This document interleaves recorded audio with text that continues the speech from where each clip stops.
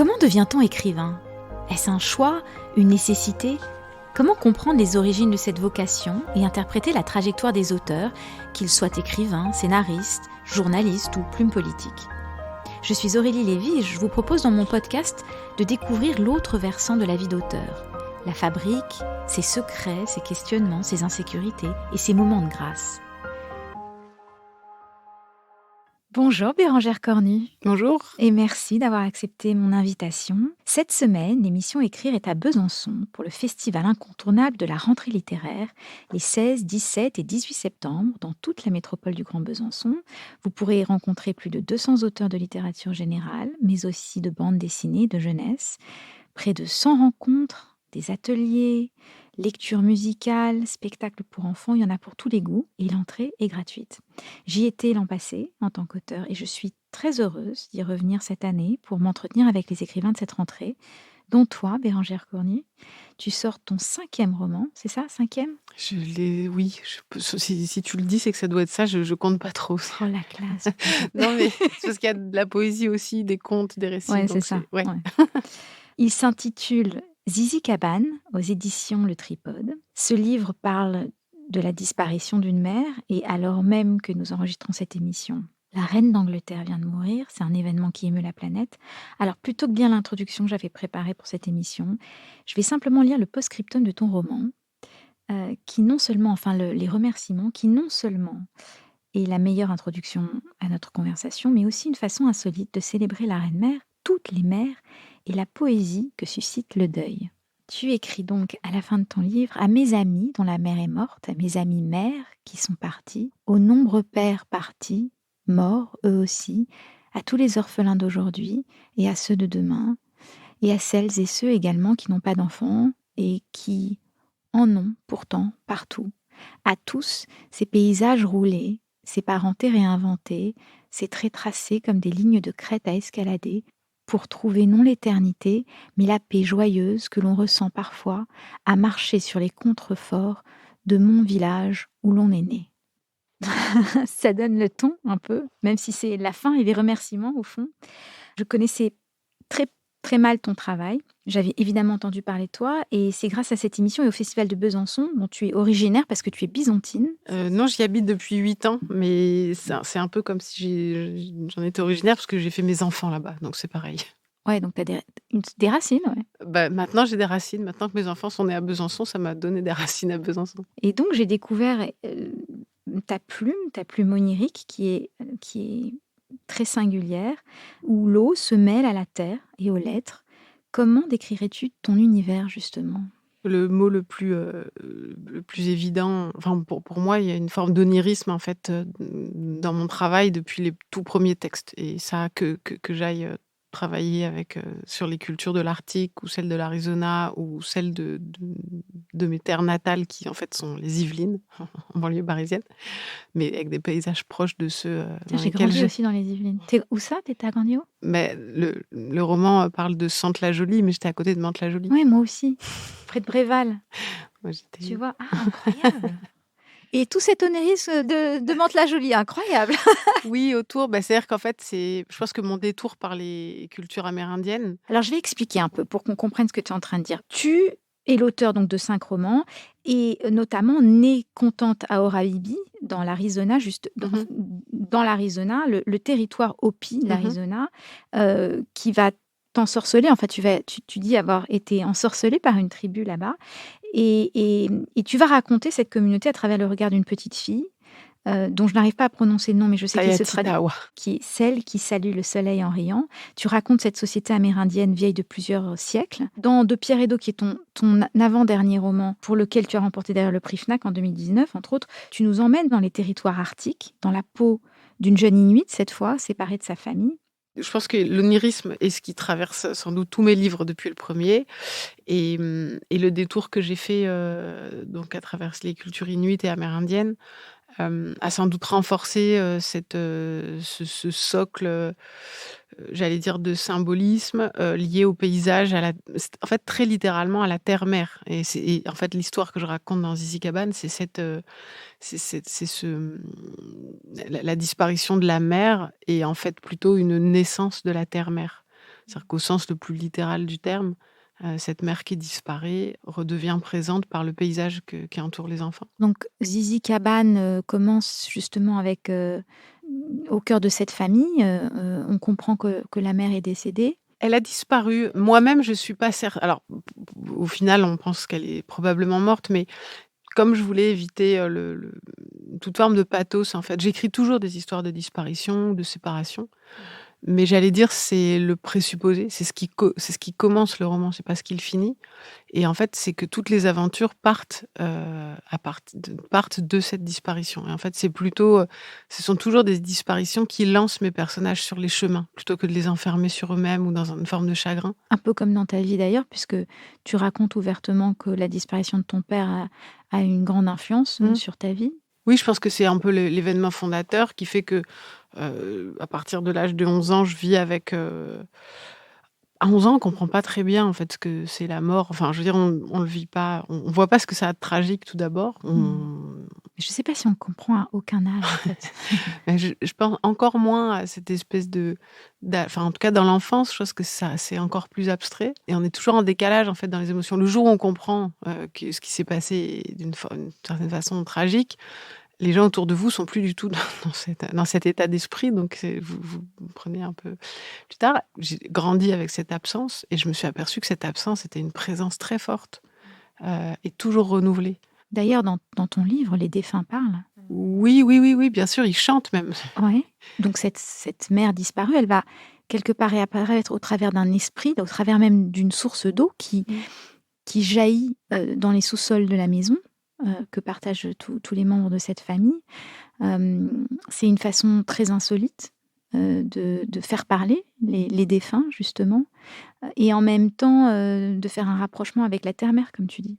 Oui, alors c'est vrai qu'en plus je dis que c'est la terre-mère, mais c'est vrai que dans le cas de dans Zizi Cabane, c'est plutôt une eau-mère, enfin une mère, transformée, elle apparaît sous la forme de plusieurs éléments, mais essentiellement l'eau effectivement, qui est comme une voix, un chant, quelque chose à la fois qui est enveloppant, menaçant aussi par moments. Parce qu'en fait, c'est aussi l'histoire de Envahissante même parfois. envahissante et c'est aussi l'histoire de la nécessaire séparation aussi à un moment donné. C'est-à-dire que il faut cheminer avec cette absence-présence. Il faut pas non plus se laisser happer par elle et ils ont tous envie quand même aussi à un moment donné, à la fois d'être encore enveloppés par Odile et en même temps de s'en affranchir et ils vont tous prendre des chemins différents. C'était ça qui était important aussi Alors pour moi. ouais, absolument, parce que alors ce qui est intéressant aussi dans ton livre, parce que tu parlais d'être happé, on est happé dans cette histoire. Alors je sais que ceux qui vont nous entendre, nous écouter, vont peut-être se demander exactement de quoi on parle, parce qu'il y a quelque chose de très abstrait dans tout ce qu'on raconte, mais il faut y être, faut rentrer dans ce livre. On est pris par ce courant, justement, ce courant métaphorique et bien réel, parce il existe dans cette maison, ce courant d'eau. Et comme tu le dis, donc tous les personnages vont réagir différemment à tout ce qui se passe dans cette maison, et surtout tous les personnages ont une voix dans ce Mmh. livre. Alors, soliloque, point de vue, je ne saurais pas comment le décrire, mais chaque personnage à un moment donné intervient. On se demande même, par moments, c'est presque aussi un roman épistolaire, parce qu'on ne sait pas si ce sont des monologues ou des lettres qu'ils s'envoient les uns aux autres. Ça varie effectivement, il y a quelqu'un qui a utilisé, l'autre jour le mot de roman choral. C'est vrai qu'il y a un peu ça, sauf qu'en fait ils chantent pas, ils ont pas le même diapason. On va dire que principalement, c'est quand même Zizi Cabane, l'enfant la plus jeune, qui nous raconte le principal, en disant qu'elle se souvient de tout, alors qu'en fait, elle se souvient de très peu de choses.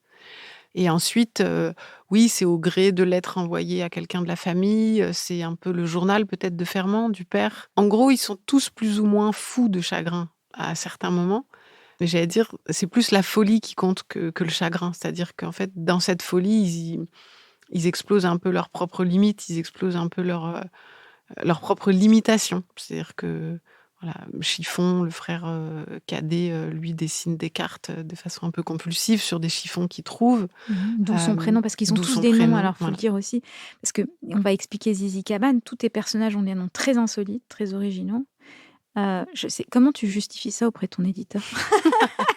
J'ai lu ça, je me suis dit: Ouais, c'est au début que j'allais commencer le texte, je lui ai dit: «Tu sais, voilà, je me lance dans un roman, un nouveau «Comment texte». s'appelle-t-il?» Parce que dans cette émission, j'aime bien nommer les éditeurs, les Frédéric accompagnateurs. Martin, voilà, Frédéric Martin, des d'accord. éditions du Tripode. Ouais. Et donc je lui explique C'est que le même éditeur depuis c'est longtemps? le même éditeur depuis longtemps. Alors tu lui expliques comment tu lui expliquais? Parce que franchement, j'aurais bien aimé être dans cette conversation Justement, je présente. pense que voilà, je lui dis: «Tu sais, je me lance dans un nouveau texte», et je lui dis: «Je sais déjà», qui s'appelle Zizi Cabane, et il me dit: «Écoute, c'est formidable, dans ma vie, j'ai en tant qu'éditeur, j'ai toujours eu deux rêves, c'est publier un roman qui s'appelle Zizi Cabane et publier un livre de cuisine». Donc je lui dis: «Écoute, je peux remplir un des 2, une des 2 missions, elle est pour moi». Et comme je suis pas très bonne en cuisine, voilà, ce serait Zizi Cabane. En fait, c'est une expression qui a eu cours dans ma famille à un moment donné, parce que donc j'ai 3 enfants, et mon fils aîné, quand il avait 2 ans et demi, il parlait à peine, me voit un jour dans la salle de bain et avec son langage commençant, me dit simplement: «Zizi cassé», et je me dis: «Mais non, enfin, ça va pas ou quoi?» Et donc je suis obligée de lui expliquer que non, il est c'est pas un zi je suis pas un zizi cassé. J'étais déjà en train de travailler sur les cultures amérindiennes. Je pense que je sais pas si je lui disais déjà Yakari, mais il y avait quand même déjà chez moi, et donc je lui dis: «Écoute, pour t'expliquer, voilà, les garçons, on peut dire qu'ils ont un zizi totem et les filles ont un zizi cabane, mais c'est pas une absence de zizi». C'était m'embêtait qu'ils puissent penser ça. Du coup, c'est devenu une expression, dans la famille, heu et puis, heu et puis, en fait, assez vite, quand je pense qu'à l'époque, j'avais déjà cette idée. En fait, au départ, mon idée, c'était d'écrire un roman sur une famille, tout à fait comme ça, et au début, je pensais que la présence de la mère se limiterait à la maison. Donc c'est drôle parce que c'est aussi une expression, du langage courant, la maison mère. Bon, et finalement, c'est devenu la terre mère, ça s'est étendu au paysage. Mais, mais il y avait cette volonté, voilà, d'écrire cette famille, et donc à partir du moment où un des personnages s'appelait Zizi Cabane, il fallait que les autres arrivent aussi à ce niveau, on va dire. Je pense que je flirte beaucoup avec l'univers des contes en permanence dans mes romans, et les mythes aussi, et la poésie un peu. Ouais, et alors c'est très étrange parce que dans ton travail, tu n'épouses aucun style, tu as une grande liberté, tu passes d'un décor à un autre, d'une forme narrative à l'autre, et puis tu manies l'italique de façon aussi très originale. Oui, je pense que je varie, les formes avec une certaine liberté. C'est-à-dire qu'en fait, je même si la contrainte souvent est très bonne en littérature, enfin en écriture. Tu as fait des études littéraires? Parce que je te Oui, j'ai trouve fait des études littéraires, ouais, ouais. Et par exemple, un de mes sujets mon sujet de maîtrise, c'était, les les différentes formes du jeu, J-E, dans l'œuvre d'Henri Michaud. Et déjà à cette époque-là, je crois que j'explorais déjà en fait cette façon de traverser les genres, de pas se tenir à un seul genre. Et par exemple chez Michaud, il explose le jeu, c'est-à-dire que le jeu est pas le jeu de son individu, c'est pas un jeu biographique, mais c'est un jeu poétique, c'est un jeu de journal de voyage, c'est un jeu, de j'allais dire de narration poétique, de posture parfois, de théâtre, et je crois que j'ai gardé cet intérêt, voilà, d'un voyage entre les genres. J'aime pas les frontières hermétiques entre les genres, et j'ai besoin de ça, moi, en écriture. Tu as aussi beaucoup besoin de voyager physiquement, j'ai l'impression, parce qu'en voyant ta bio, il y a quand même eu de sacrés périples. Est-ce qu'on se cherche pas soi aussi à Si, travers? ah si, si, moi j'ai aucun c'est pour ça que je veux pas du tout, qu'on me qualifie d'écrivaine voyageuse, parce que, je me sens pas du tout comme ça. C'est-à-dire que je fais vraiment un travail littéraire, et en fait, même si je voyage, quand je peux, le plus souvent possible, mon travail est avant tout littéraire. Mais c'est vrai que j'aime bien me projeter en tout cas, du coup, pour mon travail d'écriture, j'aime bien me projeter, dans des univers qui sont le plus étrangers possible, peut-être pour me redécouvrir moi-même. Et Qu'est-ce que tu as découvert sur toi en écrivant ce livre? oh bah là, sur Zizi Cabane, c'est en plus, voilà, je suis mère de 3 enfants, donc en fait, ce que j'ai découvert de moi-même, je pense que enfin, je c'est même je l'ai pas découvert, je suis allée à la rencontre de ma propre mort, en fait, de ma disparition. Moi, j'ai eu le sentiment, Bérangère, qu'il y avait quelque chose de l'ordre du testament aussi. Oui, C'est-à-dire, oui, bien sûr. et cette histoire de Zizi Cabane, je me suis demandé si c'était pas une façon de préserver les tiens de ta potentielle, mort justement, ou Mmh. de ta potentielle absence un jour, et que ce livre était ta manière de t'assurer que tout ce dont tu avais souffert ne ce serait pas le cas pour tes enfants. Enfin, oui, une sorte de testament, une sorte de legs, de contes qu'ils puissent garder en eux, et puis aussi une manière de t'assurer que même quand tu seras plus là, ils pourront continuer à communiquer avec toi. Oui, oui, je crois que très clairement, enfin, puis en plus, enfin, je peux d'autant moins le nier que je vais atteindre l'an prochain l'âge que mon père avait quand il est mort. Donc en fait, il y a vraiment ce seuil, il y a un seuil très, très clair. autant des fois je sais pas très bien ce que je fais quand j'écris, autant là, cette dimension-là, elle m'est apparue, assez, de façon assez, consciente. Enfin voilà, il y avait pas je l'ai même écrit enceinte. En fait, j'ai commencé à écrire le roman quand j'ai appris que j'étais enceinte et je l'ai fini quand mon enfant avait 6 mois. Il est même mon troisième fils est né au milieu de la Donc en fait, rédaction du roman, donc oui, oui, c'est très ton clairement. corps, la maison qui avait été traversée par Oui, c'est ce possible. c'est ton propre corps, on dirait, qui avait été traversé par cette rivière, enfin ce courant d'eau, en fait. Oui, oui, enfin, voilà, symboliquement, ça peut vraiment être plein de choses et en plus, moi qui suis assez pudique, en fait, sur ces histoires-là, là, je m'en cache pas parce que, bon, d'une part, ça serait grotesque tellement c'est évident pour les gens Ouais, qui c'est me connaissent, édifiant, ouais. mais en plus, c'est que j'en fais, quasiment, j'en fais quelque chose d'universel, en fait, parce que je pense qu'à partir du moment où moi, j'ai jamais eu trop peur de mourir. À partir du moment où on met des enfants au monde, la question se pose un peu différemment. On est obligé de penser différemment. On peut plus, Oui et puis cette présence, de la mère, en fait, c'est son esprit aussi mmh qu'on sent, qui transpire à travers le livre. mh. Elle protège un peu ses enfants qui vont tous, vivre plus ou moins bien, sa disparition, se construire sur cette disparition. Elle va carrément conditionner leur vocation. C'est rassurant de se dire, aussi qu'il y a cette espèce d'esprit bienveillant qui sait, qui veille. Oui, et je vais même en fait un petit peu plus loin, c'est que je pense que cette idée donc du deuil, donc de la disparition qui est souvent vécue, à raison, hein, je veux dire comme un traumatisme, genre dans la vraie vie, c'est forcément un traumatisme, c'est forcément, de la tristesse, une forme de détresse et cetera et en littérature, on peut tisser autre chose en fait et moi, avec le recul, qui est le mien, parce que j'ai perdu mon père, mais j'ai perdu pas mal de gens, dans ma vie. Tu as encore ta mère? J'ai encore ma mère et mon frère. Elle a lu le livre? Pas encore. Ah, je me demande ce qu'elle en pensera. Bah, moi aussi. Mais, je trouve ça chouette qu'elle prenne son temps, en fait. Surtout que c'est quand même dans les paysages où j'ai grandi, donc c'est des paysages qu'on a partagés et mon expérience maintenant, avec du recul par rapport à la mort de mon père et à la mort d'un certain nombre de personnes, à la fois dans ma famille et des gens qui m'ont été très proches. En même temps, quand on a l'habitude d'avoir des amis beaucoup plus âgés, c'est quelque chose auquel on s'expose. Mais justement, je pense que moi, j'avais pas cette peur de la perte puisque je sais comment faire avec ça.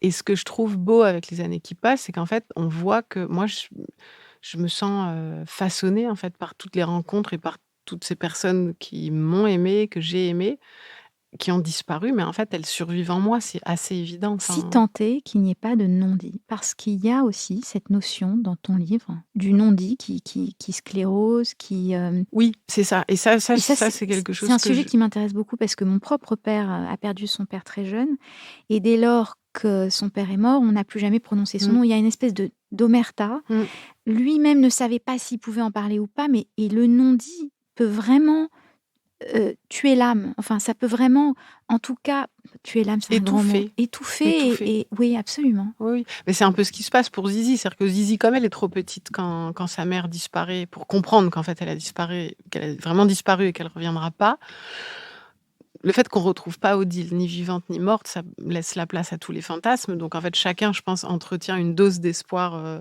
proportionnelle à son âge. Je pense que Fernand sait assez vite qu'elle reviendra pas.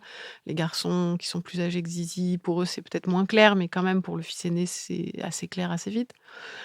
Et Zizi, c'est pas son cas et en fait, elle vit avec tout ça, elle vit avec sa propre absence de mémoire. Avec une certaine joie de vivre, mais qui cache, qui recèle en fait Oui, une f qui un vide. qui oui, voilà, c'est ça, un vide et au final, sa libération à elle ne pourra advenir que quand un jour, ils décideront collectivement de le dire une bonne fois pour toutes. Parce qu'en fait, il va lui arriver des choses à Zizi Cabane, j'ai pas envie de tout dévoiler, Non, il faut parce pas qu'il faut tout vraiment dire. rentrer dedans, mais il va lui arriver des choses, Mmh, elle va en perdre même jusqu'à sa propre chair, mais elle va s'en remettre à partir du moment où elle nomme, où elle dit que sa mère est morte, elle va revenir à la vie, en mmh. fait.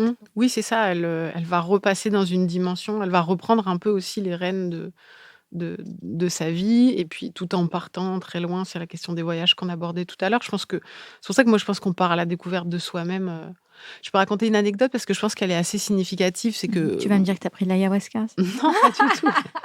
En fait, j'ai découvert la culture inuite quand j'étais, au Nouveau-Mexique et dans l'Arizona, aussi paradoxal que ça puisse paraître. Un lieu magnifique. Tu étais près d'Albuquerque aussi, j'ai Oui, c'est vu. ça, ouais, ouais, Ouais, j'ai passé pas mal magnifique. de C'est là temps. qu'Edward Weston a fait toute cette Mmh, photographie. C'est mmh vraiment mh. très ouais. Voilà, c'était la première fois que je voyais un désert et il se trouve que j'ai aussi découvert l'art inuit en étant dans ces contrées désertiques et chaudes, donc c'est un peu paradoxal, mais je pense que si, il y a eu un genre de complémentarité aussi et donc quand j'ai commencé à travailler sur l'Arctique, j'ai cru le faire, complètement librement. Pendant des années, je me suis documentée. J'ai fait le choix de pas y aller justement pour pas qu'il y ait cette confusion entre un travail, ethnographique ou d'écrivain voyageur que je me sens pas être. D'ailleurs, tu racontes, c'est assez drôle qu'eux, comme ils décrivent leur famille, quand il y a toujours un anthropologue, c'est ça? Quand on On dit il y a une blague en fait qui circule dans le milieu à la fois inuit et anthropologue, c'est quand la structure classique d'une famille inuit, c'est 5 personnes: un père, une mère, 2 enfants et un anthropologue.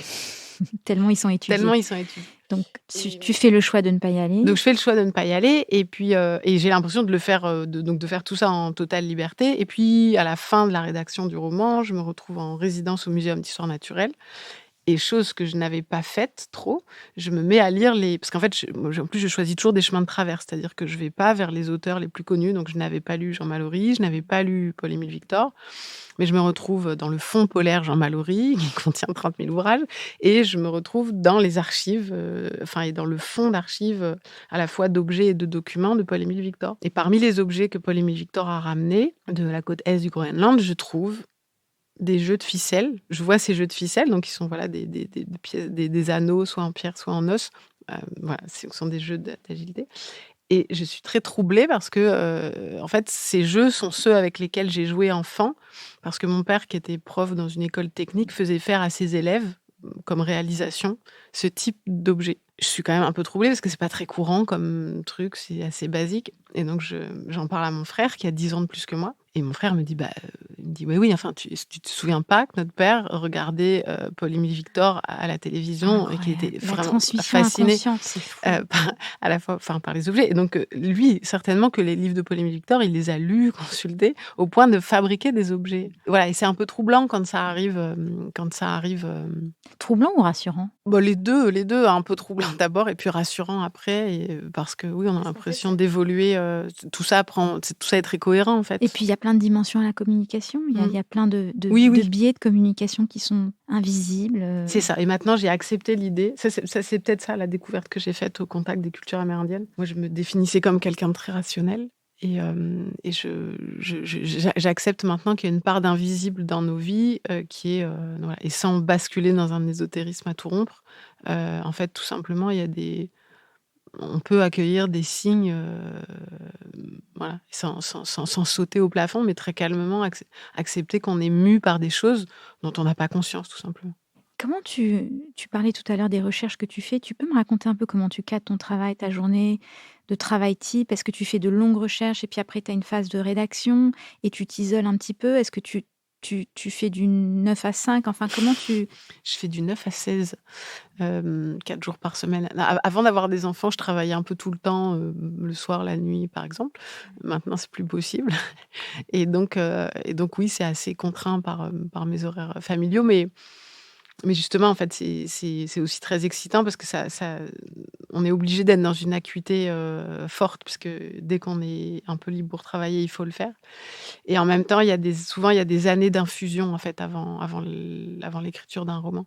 En fait, quel que soit le sauf à 2 exceptions près, où il y a un texte que j'ai écrit en 3 semaines et l'autre en 3 mois, tous les autres m'ont pris entre 5 et 7 ans.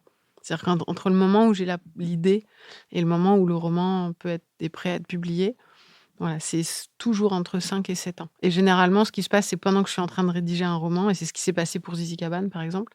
Pendant que je suis en train d'écrire un roman, à peu près à la moitié, il y a quelque chose qui germe pour le suivant et je sais que je ne me mettrai pas à écrire dessus avant 3 ans. Comme maintenant, ça fait oui, je pense que en tout, j'ai dû publier une dizaine de livres et sur les romans surtout. Maintenant, je commence à avoir un peu de recul et je vois bien que le processus est toujours un peu le même. est-ce que tu sais où tu vas? Tu connais le début, le milieu, la fin de ton histoire? Ou est-ce qu'elle Quand j'ai l'impression de savoir, c'est-à-dire que des fois je dis: «Ça y est, je l'ai», ça m'est arrivé, notamment pour Deux pierres et d'os, donc j'avais l'impression d'avoir l'ensemble du roman. Concrètement, ça tenait en 10 lignes. Et après, il fallait écrire les 250 pages qui allaient mais déjà, pour moi, c'était déjà incroyable d'avoir ces 10 lignes-là, parce que j'avais un sursquelette, on va dire, enfin l'esquisse d'un squelette et c'était déjà beaucoup. Et par exemple, pour Zizi Cabane, le simple fait déjà de savoir qu'il y avait une famille, 5 personnes dans cette famille nucléaire, et de savoir que la maison allait se transformer, voilà et c'était déjà énorme pour moi. Pour moi, j'ai déjà l'impression de savoir où je vais, mais vous voyez, ça tient en 3 lignes. En tout cas, c'est très réussi et passionnant. Bravo. Merci. On arrive à la fin de l'émission. Je voulais juste te poser une dernière question. À la fin de ton livre, tu racontes comment, Zizi Cabane a été privée de mémoire d'une certaine façon. Je me demandais comment tu voulais qu'on se souvienne de toi? Tout à l'heure, tu parlais de roman testament.